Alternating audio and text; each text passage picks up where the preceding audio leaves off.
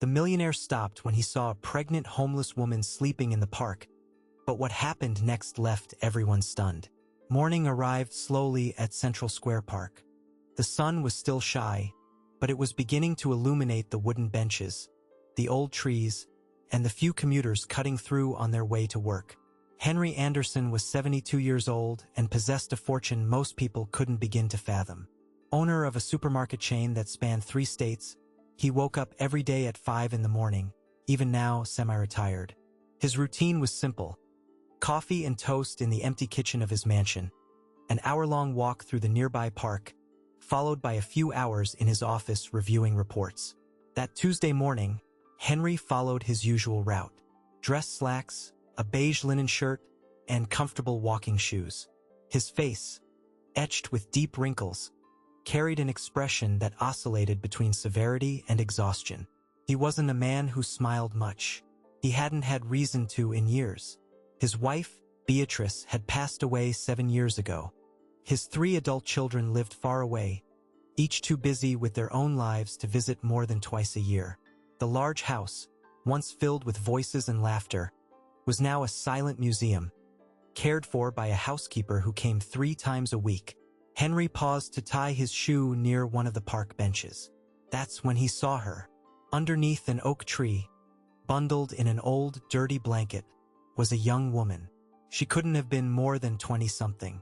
Her dark hair was tangled, her pale face marked by grime and fatigue. But what caught Henry's attention was the enormous, round belly, impossible to ignore. She was pregnant, very pregnant. The woman slept with her hands protecting her bump, as if even in sleep she needed to ensure the baby was safe. Beside her, a torn plastic bag containing some old clothes and a half-empty bottle of water. Henry stood still, watching. It wasn't the first time he had seen homeless people in that park. Usually he would look away, move on. The world was full of problems, and he had learned over decades that you couldn't solve everything. But something about this scene held him there, motionless. Perhaps it was the belly, or the woman's youth, or the vulnerable way she slept, completely exposed, with no one to protect her. A woman passing by with a dog looked at him suspiciously, quickening her pace. Henry realized he looked strange. A well-dressed older gentleman standing there, staring at a homeless person. He turned and continued his walk, but he couldn't get the image out of his head. 2 hours later, Henry was in his office, but instead of reviewing the numbers from the last quarterly meeting, he found himself staring out the window, thinking about the girl in the park. Had she woken up yet? Had anyone given her food? And when the baby was born, how would she care for a child on the street? He shook his head, annoyed with himself. Why was he thinking about this? He had employees who depended on him, important decisions to make, a company to supervise. But the next day, at the same time, Henry returned to the park. And there she was, awake now, sitting on the same bench, staring into space. Her hands still protected her stomach. Her brown eyes seemed distant, lost in some painful thought. Henry walked slowly past her, observing her in a quick glance. The woman didn't even notice his presence. She was so engrossed in her own problems that the world around her had ceased to exist. On the 3rd day, Henry couldn't take it anymore. He stopped at a local deli before heading to the park and bought 2 warm cinnamon rolls, an orange juice, and a bottle of water. When he approached the bench, the young woman was awake, leaning against the tree trunk, a look of discomfort on her face. "Excuse me," Henry said, his voice coming out more shaky than he would have liked. The woman looked up, startled, her body immediately tensing. "I won't hurt you." Henry raised his hands, showing the deli bag. "I just brought some breakfast. I thought, you might be hungry." She stared at him for a long moment, evaluating the danger. Her eyes swept over Henry's expensive clothes, his leather shoes, the discreet but obviously costly watch on his wrist. "I don't need anything in return," Henry said, understanding her hesitation. "Don't worry, I just want to help." Slowly, the woman reached out and took the bag. She opened it and looked inside, the scent of the warm pastries reaching her. For a second, her eyes brightened. "Thank you." Her voice was low, almost inaudible. Henry took a step back, respecting her space. "What is your name?" She hesitated again, but after biting into the first piece of the cinnamon roll, she answered, "Julia." "Henry," he pointed to himself. "How long have you been here in the park, Julia?" 3 weeks. "And before that?" Her eyes filled with tears. She lowered her head, concentrating on the food. "I'm sorry," Henry quickly said. "I didn't mean to pry. My family threw me out."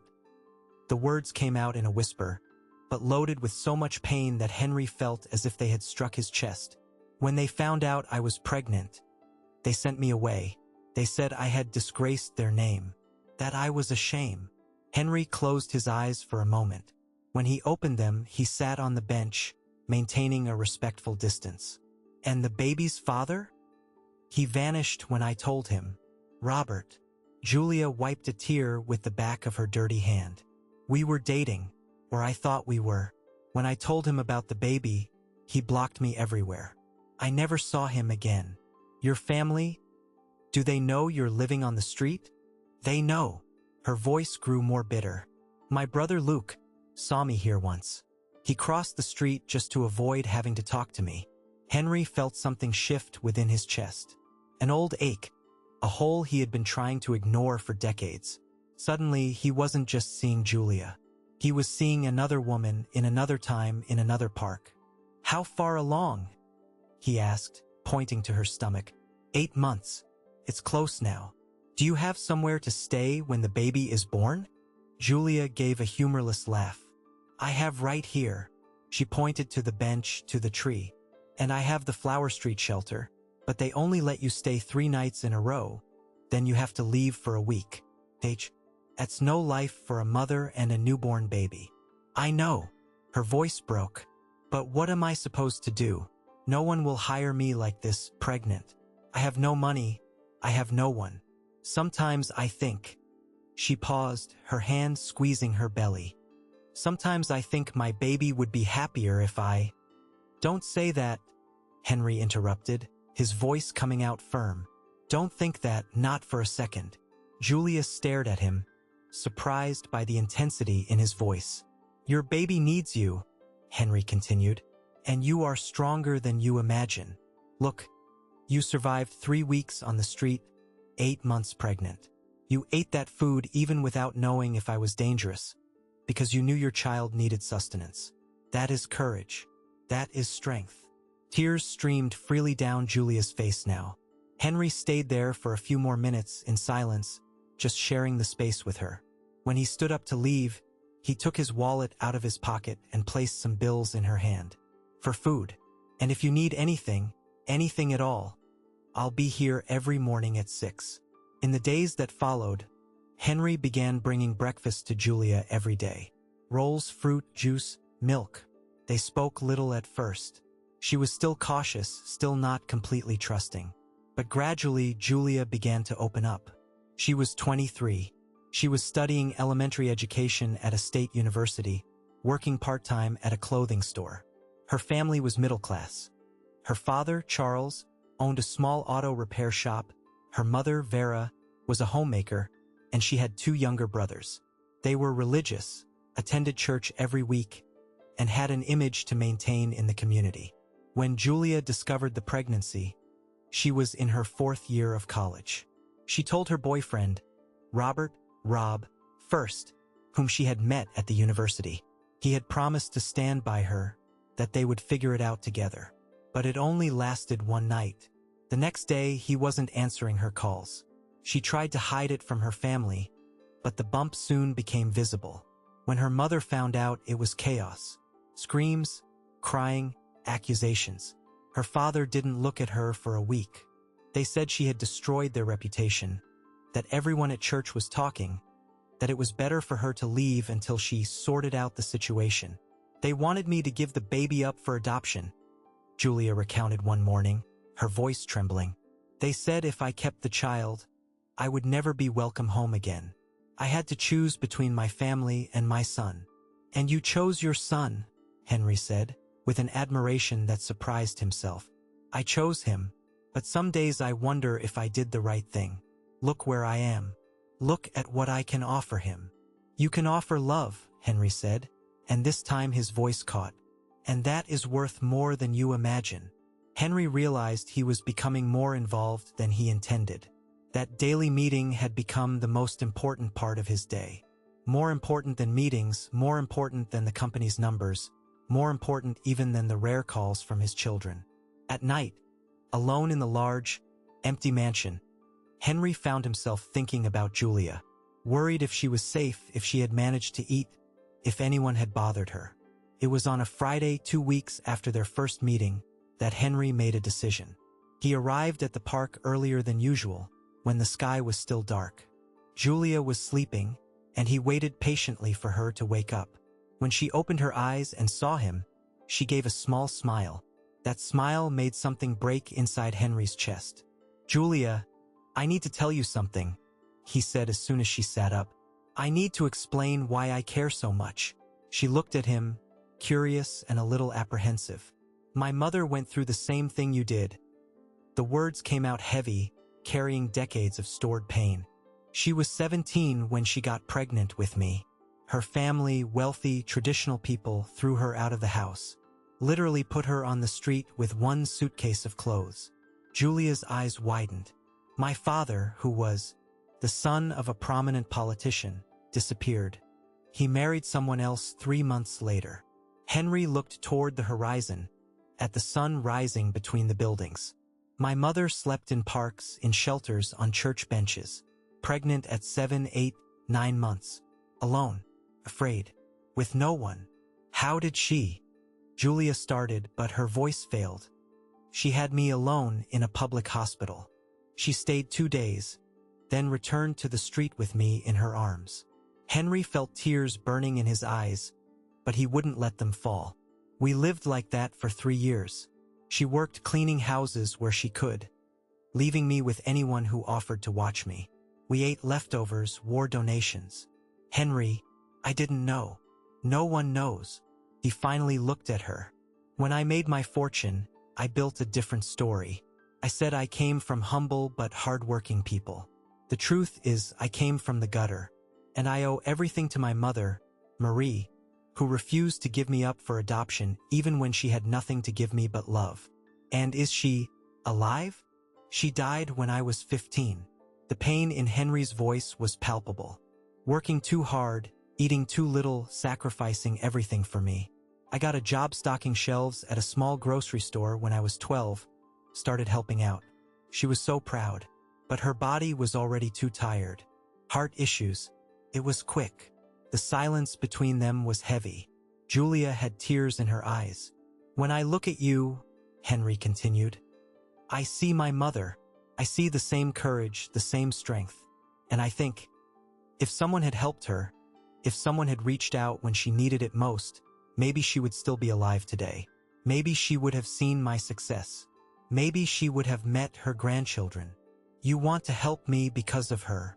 I want to help you because it's the right thing to do." Henry took a deep breath. "And because, in you, I see a chance to do for someone what no one did for my mother." Julia remained silent for a long time. When she spoke, her voice was firm despite the tears. "I don't know what to say. You don't need to say anything. You just need to accept help." Henry extended a business card to her. "I want you out of the street. Today. Now. I have a vacant apartment that belonged to my eldest son, near here on Pine Ridge Street. 2 bedrooms, furnished. You can stay there. No time limit, no cost. And I'll help you with expenses until you can work again after the baby is born." Julia took the card with trembling hands. "Why are you doing this? You don't know me. Because I've seen this story before. And this time, it's going to have a different ending." That late afternoon, Henry took Julia to the apartment. It was a simple but comfortable place. 2 bedrooms, living room, equipped kitchen, clean bathroom with a glass shower and hot water. For someone who had been sleeping on park benches for weeks, it looked like a palace. Julia entered slowly, almost afraid to touch anything. She ran her hand over the sofa, looked out the window at the city view, turned the kitchen faucet on and off just to watch the clean water run. "Is this real?" she asked. Her voice choked. "It's real," Henry confirmed. "And tomorrow we'll go to the doctor. You need proper prenatal care." "I can't afford to pay." "I can." Henry cut in gently. "And I don't want to hear another word about it." Julia turned to him, and this time she didn't hold back the tears. She cried openly, all the fear, all the desperation, all the loneliness of the past weeks coming out in sobs. Henry stood there, uncomfortable at first.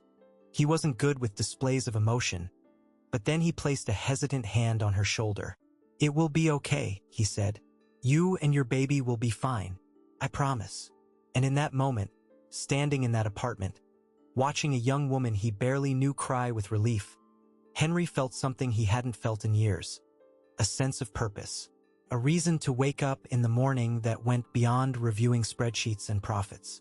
His life and Julia's were now connected, linked by a story repeating through the decades, asking to be rewritten with a different ending. And you? What do you think of Henry's decision? Was it recklessness or humanity? Have you ever been in a situation where you had to choose between moving on or stopping to help someone? Leave what you would do in his place in the comments. And if you're enjoying this story, subscribe to the channel and leave a like. There's still a lot more to come. Julia's first days in the apartment were marked by cautious adjustment. She still couldn't completely believe it was real, that it wasn't a dream from which she would wake up back on the cold park bench. At night, she checked the doors 3 times, making sure they were locked. She took long showers, marveling at the hot water. She opened the refrigerator Henry had ordered to be stocked and looked at the food as if it might disappear at any moment. Henry kept his promise. On Monday, he took Julia to a private clinic. The doctor, Dr. Camille, was an efficient woman in her 50s who examined Julia with care and attention. "The baby is fine," she announced after the ultrasound, which drew a sigh of relief from Julia. "A healthy boy, adequate weight. But you, young lady, are malnourished and anemic. I'll need you to take these supplements and follow this diet. Nothing too complicated. Just eat properly." "I'll make sure of that," Henry said, and the doctor cast a curious glance between him and Julia, clearly trying to understand the relationship between the two, but too professional to ask. The weeks passed. Henry visited Julia almost every day, always bringing something. Fresh fruit, a book he thought she would like, baby clothes he saw in a window display. Julia protested at first, saying it was too much, that he had already done so much. But Henry just smiled and said it was his pleasure. "You know, Henry," Julia said one afternoon while the two were organizing the baby clothes he had brought, "you are the most generous person I have ever met." "I'm not generous," he replied, folding a tiny blue onesie. "I'm just doing what any decent person would do." "You know that's not true. I spent weeks in that park and hundreds of people passed me by. Do you know how many stopped to help? You. Only you." Henry stayed quiet, concentrating on the clothes. "My family will be shocked when they find out," Julia continued with a bitter tone. "They'll think it's some kind of scam. And do you care?" "No." The answer came firmly. "Not after what they did. But it still hurts, you know? Sometimes I wake up in the middle of the night and think about my mother, Vera. I wonder if she thinks about me, if she regrets it." "I'm sure she does," Henry said softly. "Mothers always regret losing their children. But sometimes pride is stronger than anything." It was around this time that Henry began telling more stories about his own mother, Marie. Julia listened fascinated as he described a strong, resilient woman who sang to him even when they had nothing to eat, who invented stories to make him laugh even when reality was too harsh. "She always said I was going to be someone important," Henry recounted, his eyes lost in memories. "Even when we didn't have a place to live, she would look at me and say, 'My son, you were born for great things. God has a plan for you.' She was right. She was. But I wish she had lived to see it." Henry shook his head. "When I opened my first supermarket, the first thing I did was go to the cemetery where she's buried and tell her. I know it sounds silly, but..." "It doesn't sound silly," Julia interrupted, placing her hand over his. "It sounds beautiful." Her touch caught Henry by surprise. It wasn't a romantic gesture, Julia was young enough to be his granddaughter, but it was intimate in a way he hadn't experienced in years. Since Beatrice died, no one had touched Henry with affection. His children weren't physically close. When they visited, it was more a formal handshake than a real hug. Weeks turned into a month. Julia gained weight, color returned to her cheeks, and her eyes regained their sparkle. The bump grew even bigger, the baby increasingly active. Henry was there when she felt the first strong kicks, marveling at the life moving inside. It was on a rainy Thursday afternoon that Henry arrived at the apartment and found Julia crying in the kitchen, holding her cell phone. "What happened?" he asked, immediately worried. "My younger brother, Luke," she sobbed. "He sent me a message.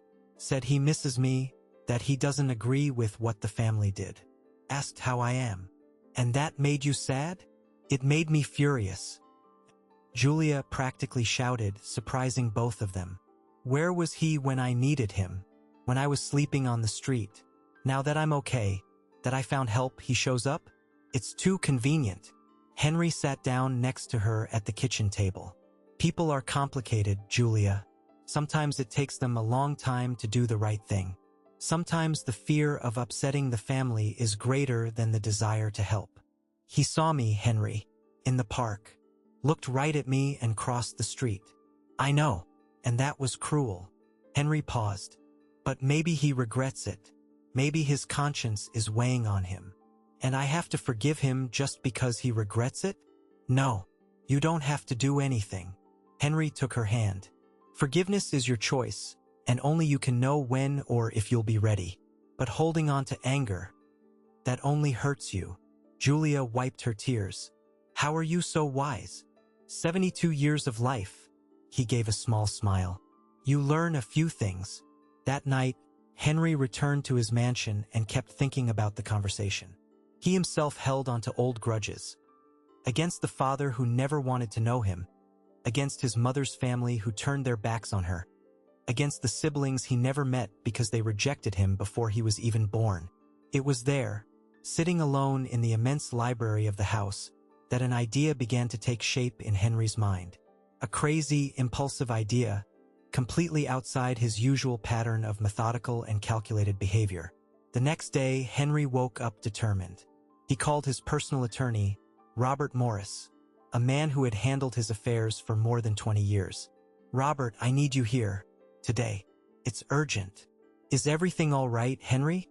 Something happened with the company?" "It's not about the company. It's personal." Robert arrived before lunch, carrying his leather briefcase and a slightly worried expression. Henry received him in the living room and went straight to the point. "I want to revise my will." Robert adjusted his glasses. "Yes, we can do that. Do you want to make any specific changes to the division among your children?" "I want to include one more person." "I see. A grandchild? Niece or nephew?" "No." Henry took a deep breath. "A young woman named Julia Santos. She is 8 months pregnant. I want to leave a significant part of my estate to her and the baby." The silence that followed was heavy. Robert looked at Henry as if he had announced he was going to sell everything and move to Mars. "Henry," he began carefully, "how long have you known this person?" 5 weeks. 5. Robert took off his glasses and rubbed his face. "Henry, as your lawyer and your friend, I need to ask. Are you being coerced in any way? Is this woman manipulating you?" "Don't be ridiculous," Henry snapped, his voice hardening. "She doesn't even know I'm doing this." "Then why?" "Because I want to. Because I can. Because I'm 72 years old and I can do whatever I want with my money. Your children will contest this. They might claim you are not of sound mind." "My mind is better than ever," Henry said firmly. "And I don't care what my children say. They have their own lives, their own businesses. They don't need my fortune. But Julia needs it. And her baby needs it." Robert realized he wouldn't be able to dissuade Henry. He knew him well enough to know when he had made a final decision. "All right, what percentage of the estate do you want to leave to her?" 20%, plus the house on Pine Ridge Street. And I want her to have a position on the company's board of directors." something that guarantees a monthly income. Henry, those are my terms, Robert. Will you do this? Or do I need to find another lawyer? Robert sighed. I'll do it, but prepare for your family's reaction. Henry gave a bitter smile. My family doesn't much care for me as it is. This will just make official what was already true. But Henry wasn't just planning to change the will in secret. He had another, even bolder plan. 2 days later, he called an extraordinary meeting with his 3 children. Peter, the eldest, flew in from Chicago, where he managed his own tech company. Marina, the middle child, canceled meetings at the law firm where she was a partner. And Ricky, the youngest, arrived late as always, apologizing for the traffic. The 3 sat in the mansion's conference room, clearly curious and slightly apprehensive. Henry rarely summoned them all at once. Dad, what's going on? Asked Peter, always the most direct. Are you sick? I'm not sick, Henry replied. I'm better than I've been in years, actually. Then why the mysterious meeting? Marina crossed her legs, impatient. I have an important court hearing tomorrow. Henry looked at his 3 children. They were polite strangers, he realized. Well-dressed, successful, cordial. But there was no genuine warmth there. No intimacy. When Beatrice was alive, she was the bridge between him and the children. Without her, the distance had only grown. I met someone, he began. A young woman named Julia. She's pregnant and was living on the street when I found her. The 3 children exchanged glances. And you brought her here? Ricky asked, his tone loaded with something Henry couldn't identify. Suspicion? Prejudice? No, I gave her an apartment, and I've been helping with medical expenses and food. Dad. Marina leaned forward. Please tell me you're being careful. There are people who take advantage of wealthy older men. Julia is not taking advantage of me, Henry cut in. She didn't even want to accept help at first. I had to insist. So what do you want to tell us? Peter asked. I changed my will. Julia and her baby will receive 20% of the estate. And she will have a position on the company's board. The silence was absolute. For a long moment, no one said anything. Then the 3 began to speak at once. You can't be serious. Dad, you barely know this person. She is clearly manipulating you. Henry raised his hand, asking for silence. I have made my decision. And there's more. I'm going to announce this publicly. I'm giving an interview to the newspaper, explaining exactly what I'm doing and why. Why? Marina practically screamed. Why would you do that? Because I want the world to know that a pregnant single mother rejected by her family is just as valuable as anyone else. I want Julia never to feel ashamed of what she went through. And I want, he paused, his voice becoming more emotional. I want my mother, wherever she is, to know that I finally managed to do for someone what no one did for her. Your mother, Peter frowned. What does your mother have to do with this? Henry realized he had never told them the full story. He had always maintained an edited, more palatable version. But now, sitting there with his adult children, he decided it was time for the truth. And he told them everything. About Marie pregnant at 17, thrown out of the house. About the father who vanished. About the years living on the street, the hunger, the cold, the despair. About how his mother sacrificed every day of her life to give him a chance. When he finished, tears were running down Marina's face. Peter was pale. Ricky looked down at his own hands. Do you understand now? Henry said. When I look at Julia, I see my mother. I see the same story repeating itself. And this time, I have the power to make it different. Dad. Marina wiped her tears. I didn't know. I never told you. I was ashamed. Henry gave a sad smile. I built this image of a self-made man, coming from a humble but hard-working and honest family.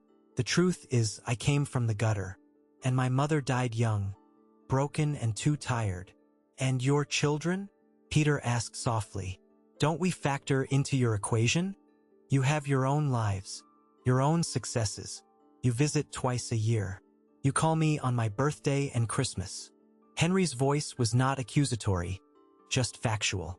I'm not blaming you. I raised you to be independent.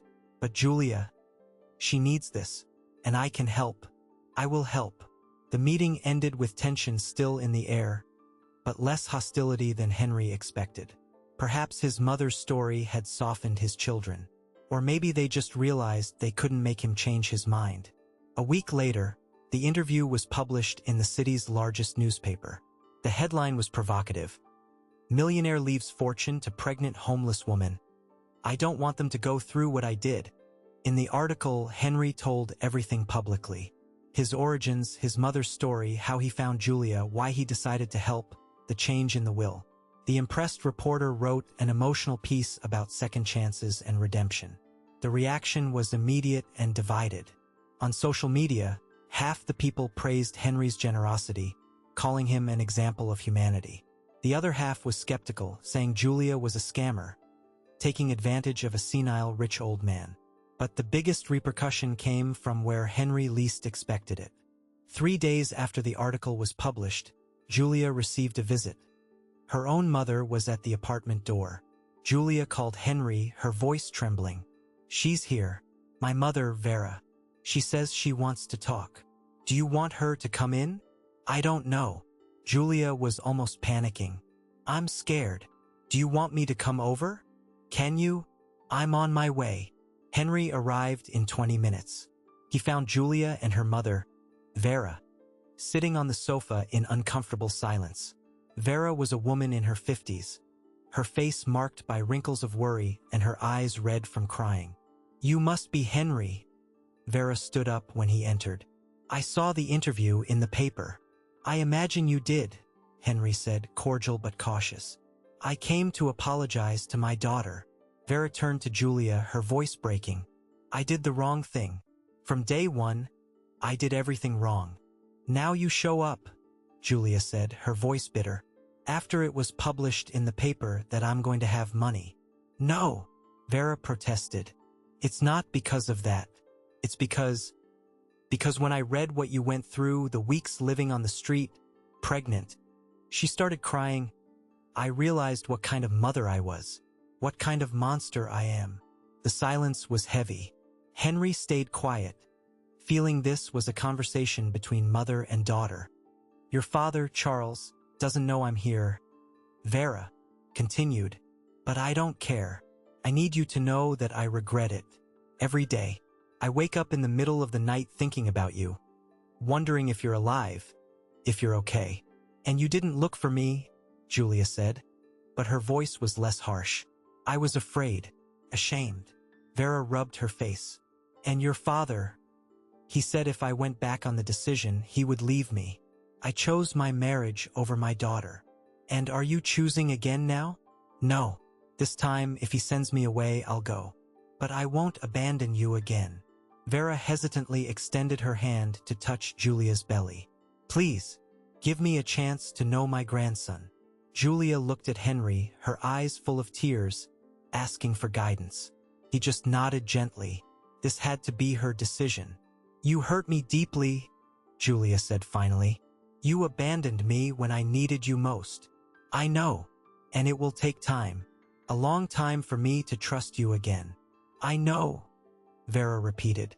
I'll wait as long as it takes. Julia took a deep breath.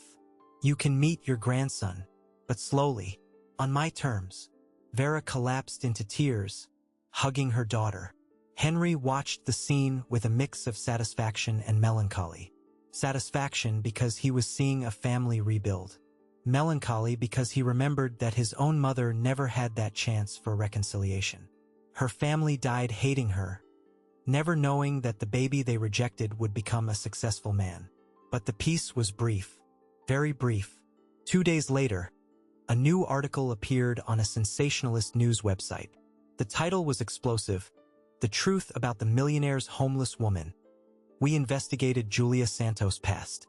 The article, full of half-truths and malicious insinuations, painted Julia as an experienced opportunist.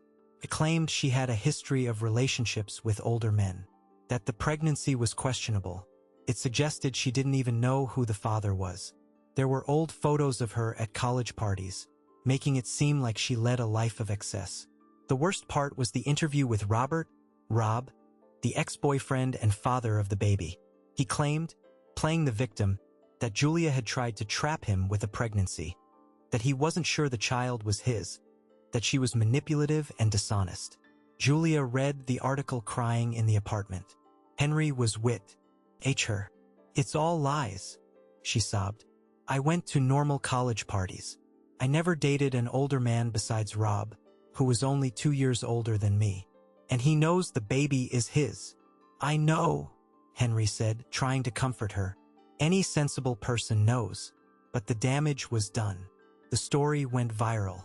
In the comments, people who had previously defended Julia now attacked her. They called her a gold digger, a tramp, a scam artist. Henry's own name was dragged through the mud, saying he was being made a fool of, that he was clearly senile. The public pressure was intense. Peter called Henry worried. Dad, the company's image is being affected. Shareholders are nervous. You need to do some damage control.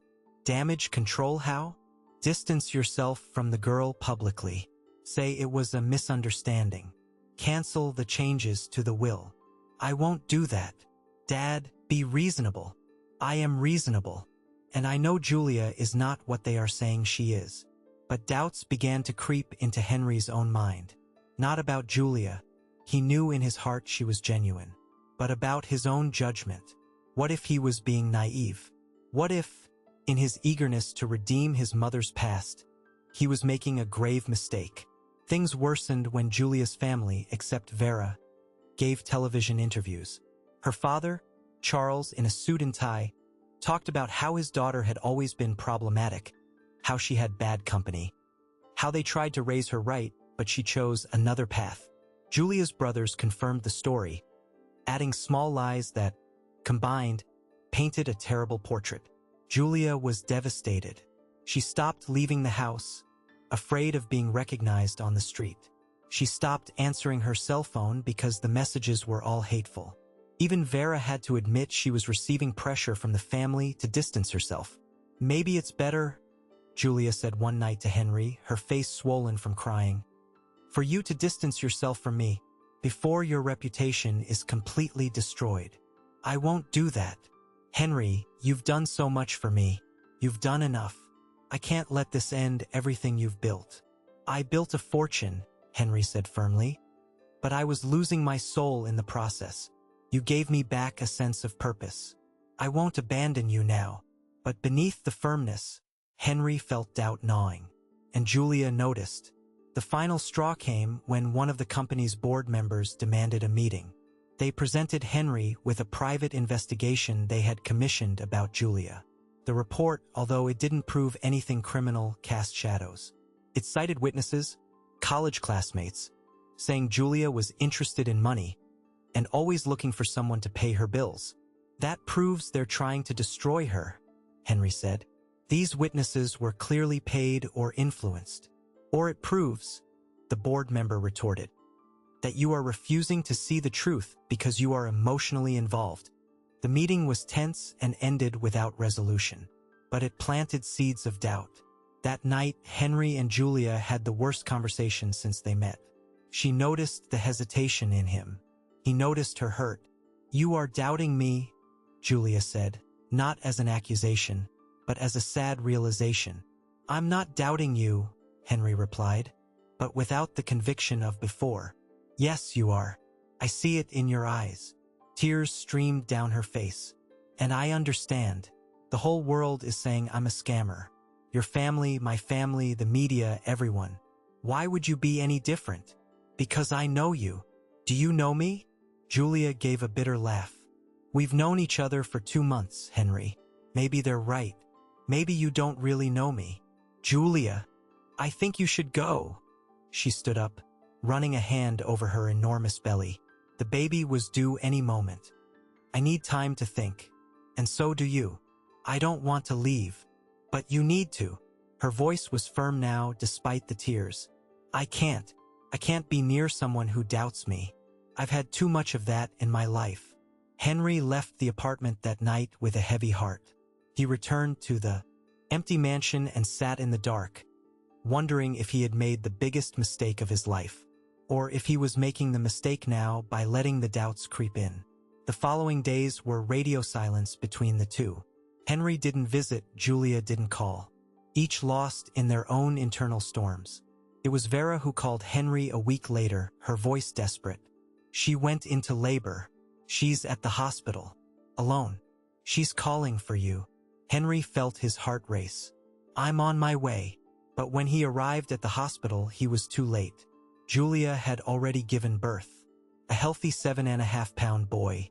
When Henry entered the room, she was lying there holding the baby, her face pale with exhaustion but serene. Their eyes met, and Henry saw so much pain there, so much disappointment, that he felt like the worst kind of coward. I'm sorry, he said, his voice failing, for not being here, for doubting you. Julia said nothing, just looked back at the baby. I think, she finally said, her voice low but firm, that you should go, Henry. You gave me a home, a chance. I'm grateful, but I can't have someone in my son's life who doesn't trust me. Julia, please, please go. This time she looked at him, and her eyes were hard. I managed to survive before you. I'll manage again. The words were like a slap.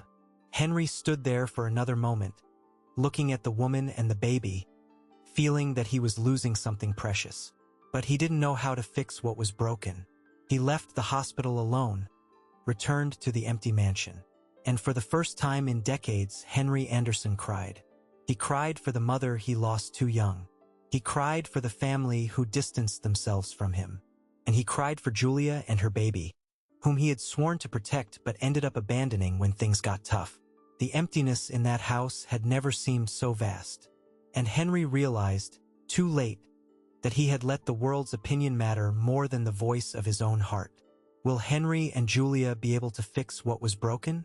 Will the truth come out in time? What would you do if you were in her shoes? Leave it in the comments. And don't forget to subscribe to the channel and leave a like. You can't miss the end of the story. Henry spent the next few days like a zombie. He went to the office, looked at Pa. Purse without really seeing them, returned home. The routine that was once comforting was now just empty. His children called, worried about the public exposure, but he barely listened. Peter even delicately suggested that perhaps it would be good for Henry to retire completely and rest a bit. Do you think I'm senile? Henry asked directly. No, Dad. Just tired. And perhaps not judging situations clearly. Henry hung up the phone. He didn't even have the energy to argue. It was Robert Morris, his lawyer, who planted the first seed of action. He showed up at Henry's house unannounced, on a Friday afternoon. I came to return this. He placed a folder on the table. The will revisions. I presume you want to reverse them. Henry looked at the folder without touching it. I won't reverse it. Henry, she pushed you away. She made it clear she doesn't want your help anymore. Because I hurt her. Because I let them doubt me. Henry finally looked at the lawyer. Do you think she's a scammer, Robert? The lawyer hesitated. Honestly? No. I met her when she came to sign the apartment papers. She was nervous, humble, clearly uncomfortable accepting so much help. That's not the behavior of someone used to running scams. Then why is everyone so convinced she is? Because it's easier to believe the worst in people than to admit that sometimes genuine kindness exists in the world. Robert sighed. And because that article was very well done. Convincing. Who paid for that investigation? For that article? I don't know. But if you want, I can find out. Henry felt something ignite within him for the first time in days. Purpose. A direction. Find out. And I want to know everything about Robert, her ex-boyfriend. Something tells me there's more to this story than meets the eye. Robert smiled. It was the first sign of the decisive Henry he had known for years. I'll start today. While Robert investigated, Henry made another decision. He went to the hospital where Julia had given birth. He spoke with Dr. Camille, the obstetrician who handled all the prenatal care. I need a favor, he said. I know there's patient confidentiality, But is there any way for you to officially confirm the paternity of the child? Dr. Camille studied him for a moment. Why are you asking this? Because the father is publicly claiming he's not sure the baby is his. That Julia might have been involved with other men. The doctor grimaced in disgust. That young man, Robert, was here yesterday. He tried to visit Julia, and she refused to let him in. He made a scene at the reception, saying he had the right to see the child, even without being sure if it was his son. And then, the charge nurse threatened to call security. He left. Dr. Camille approached Henry. I can do better than confirm paternity. I can testify that Julia was firm throughout all the prenatal checkups, stating that Robert was the father, that they had an exclusive relationship, that she was completely certain. That's not DNA proof, but it's character proof. Thank you. It was Vera, Julia's mother, who brought the next piece of the puzzle. She showed up at Henry's company, asking to speak with him. The secretary, confused but polite, led her to his office. Mr. Henry, Vera was agitated. I need to tell you something about my family. What happened? My husband, Charles, someone contacted him. A man in a suit, well-dressed, offered him money to give that interview against Julia, to tell stories that would make her look bad. Henry leaned forward. How much money? $8,000. Vera looked ashamed. He took it. He said Julia deserved it for disobeying, for dishonoring the family. I argued with him. I told him that was wrong. He hit me, Mr. Henry. For the first time in 30 years of marriage, he raised his hand to me. Did you leave the house? Yes, I'm staying with my sister now. She wiped a tear. But I didn't come here because of that. I came because I think I know who paid my husband to lie. Who? Robert's family. His father, Anthony Ferris, owns a large dealership. He has a lot of money, and he is very afraid of scandal. I think they are trying to destroy Julia's reputation so they don't have to take responsibility for the baby. The pieces began to fit together. Henry felt anger rising, but a controlled, focused anger. Not the kind of anger that clouded judgment. It was the kind that moved mountains. Vera, would you be willing to testify to this publicly? Yes, and more. I have the messages from the man who contacted my husband. Charles was foolish enough to leave his phone at home. I took pictures of everything before I left. You are a wise woman. No, Mr. Henry. I'm just a mother trying to fix the mistakes she made. Robert returned 3 days later with a complete report. What he discovered was worse than Henry imagined, but also much more useful. Robert was not just an irresponsible ex-boyfriend. He had a history. 3 different girls on social media had accounts of relationships with him that always ended the same way. Promises, intimacy, and then total disappearance when things got serious. And there's more, Robert said. His father, Anthony Ferris, is a minority partner in a rival company of yours. He tried to buy shares of your company last year, and you refused. Is this revenge? In part. But it's more than that. Robert opened another folder. I spoke off the record with a journalist I know. The defamatory article against Julia was commissioned.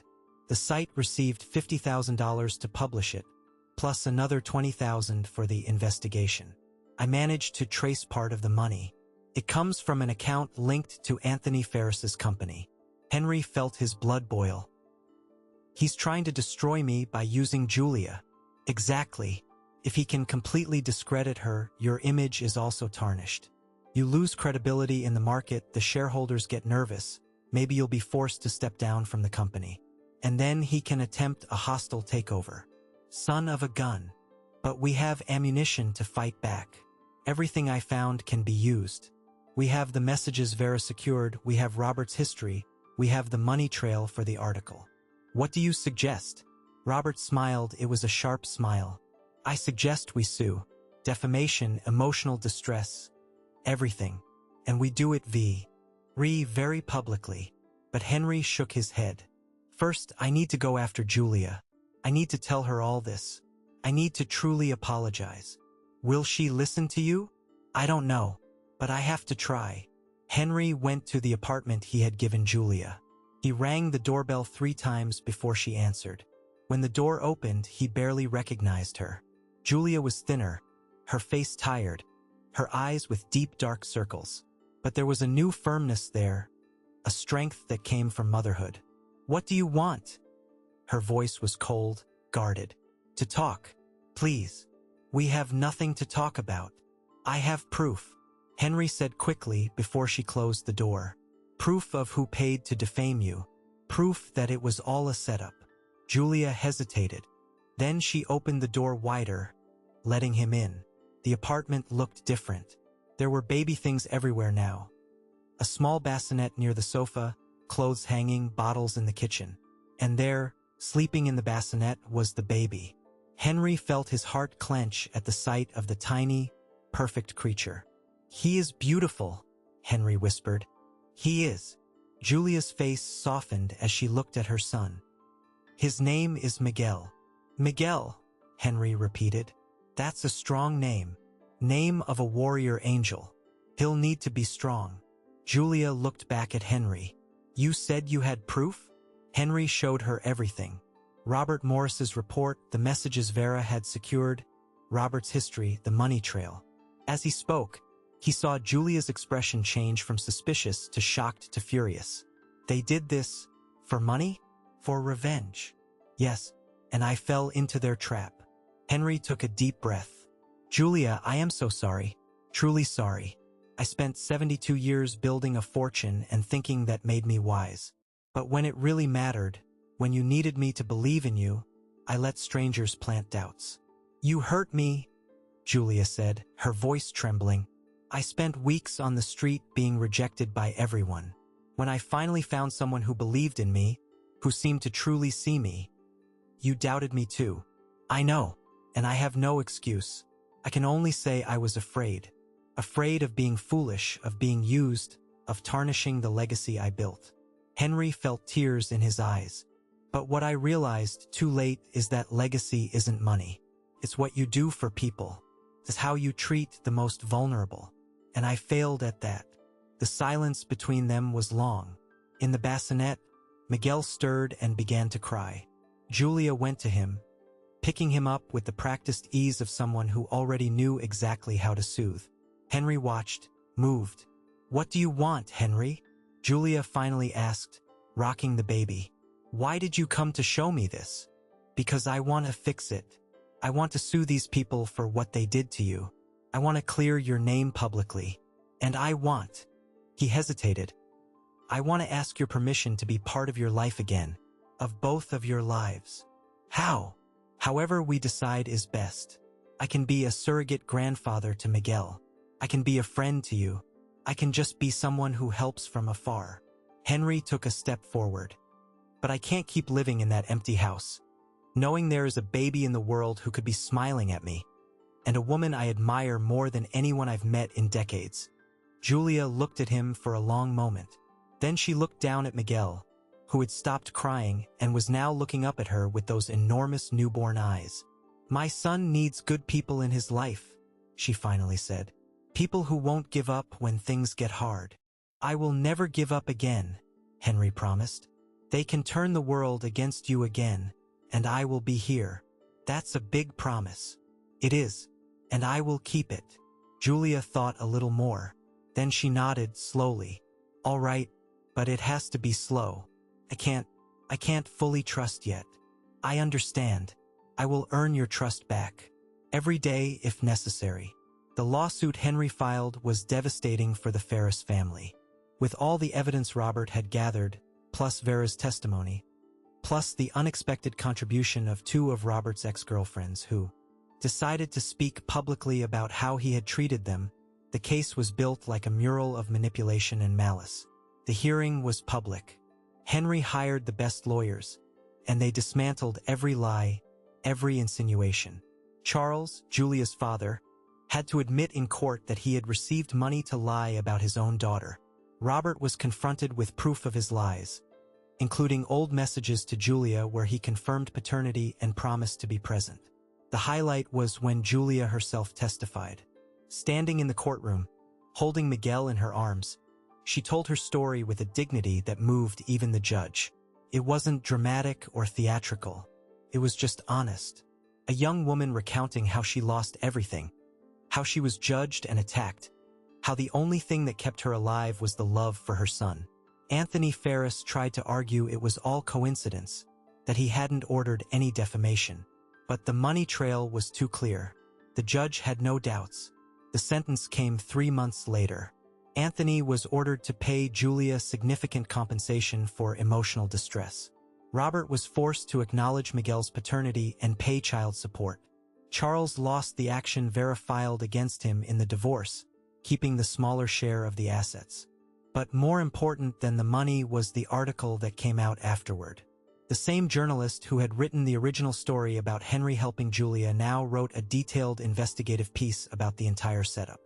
The title was "The Truth About the Pregnant Homeless Woman: How a Family Tried to Destroy a Single Mother to Protect Their Irresponsible Son." The article went even more viral than the first. On social media, people who had previously attacked Julia now apologized. Many shared their own stories of being unjustly judged. The narrative completely shifted. Julia went from scammer to survivor, from opportunist to victim of a cruel conspiracy, from homeless woman to a symbol of strength and resilience.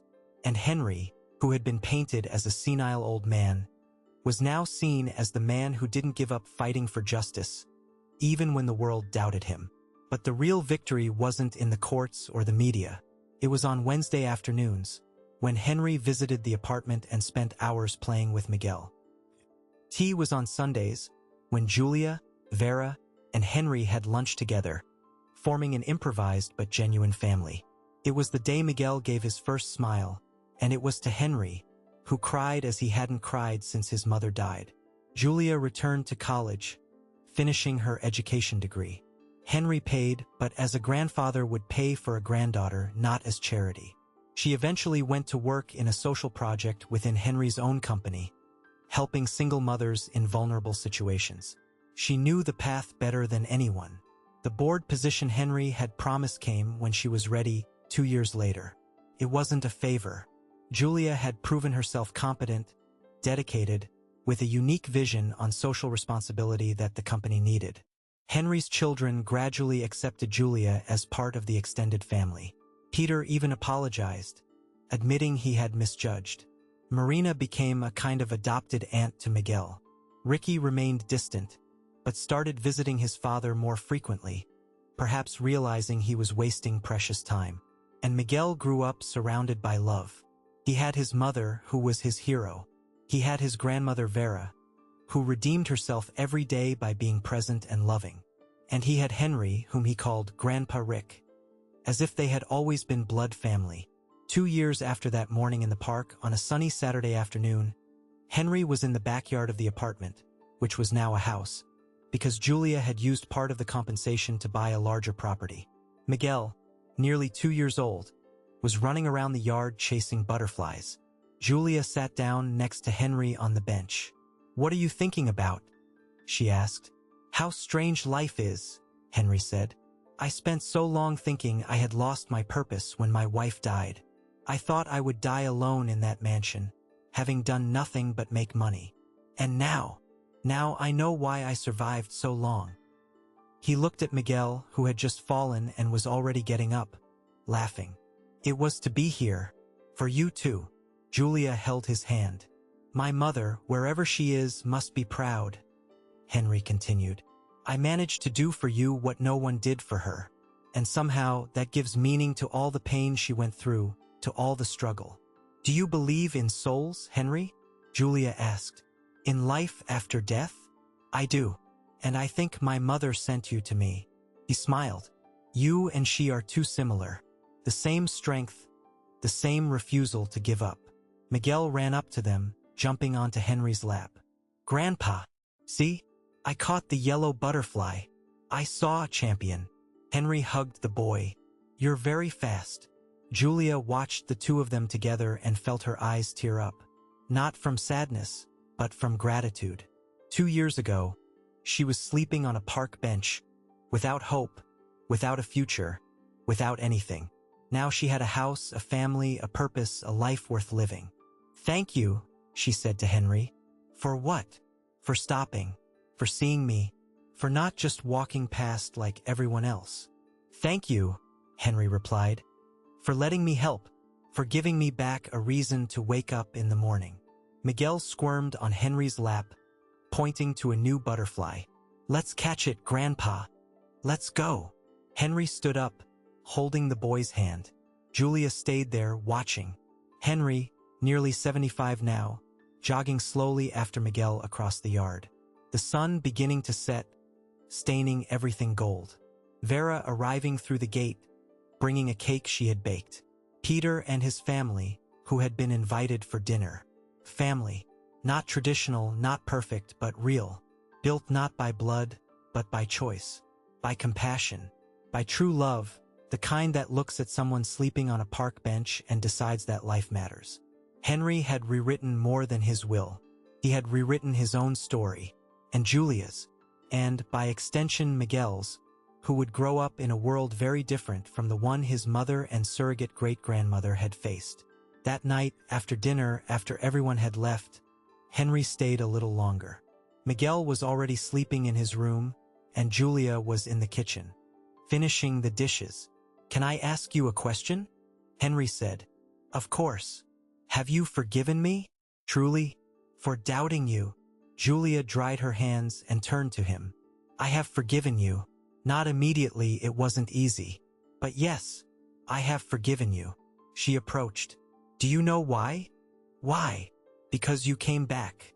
When you realized you were wrong, you didn't let pride stop you. You came back, apologized, and fought." She smiled. "And because Miguel needs to see that adults make mistakes too. But the important thing is to acknowledge and fix them. You are wise for your age. I learned from the best teachers.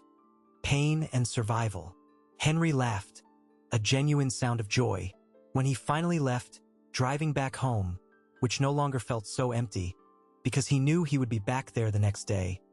Henry looked up at the starry sky and spoke out loud. "I did it, Mom. I finally did the right thing." And somehow he was sure she had heard him. And so ends our story. A story about second chances, about humanity, about how a casual encounter can change lives. About how true love doesn't always come from blood family, but from the people who choose to stay. What did you think of this ending? Leave the word restart in the comments if this story moved you. And if you know someone who needs to believe in second chances, share this video. Don't forget to subscribe to the channel and leave a like. Until the next story.